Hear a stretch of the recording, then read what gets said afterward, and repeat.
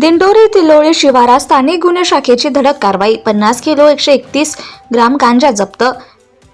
10 लाखांचा साठा उद्ध्वस्त.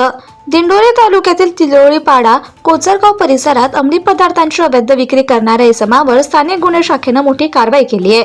छाप्यात 50 किलो 131 ग्राम वजनाचा आणि 10,02,600 रुपये किमतीचा गांजा जप्त करण्यात आलाय.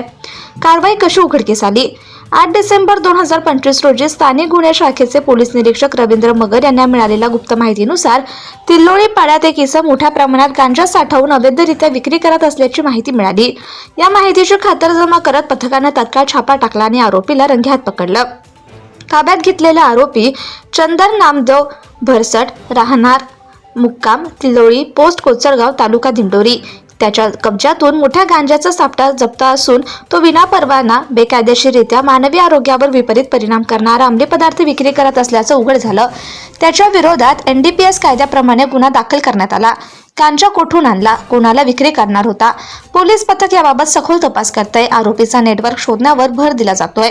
पोलीस कारवाई करणारे अधिकारी नाशिक ग्रामीण जिल्हा पोलीस अधीक्षक बाळासाहेब पाटील, अपर पोलीस अधीक्षक आदित्य मिरखेलकर मार्गदर्शनाखाली कारवाई पार पडली.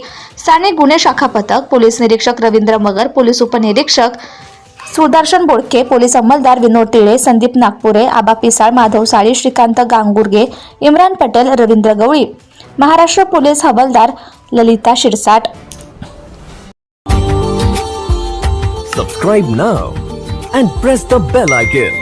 Never miss an update.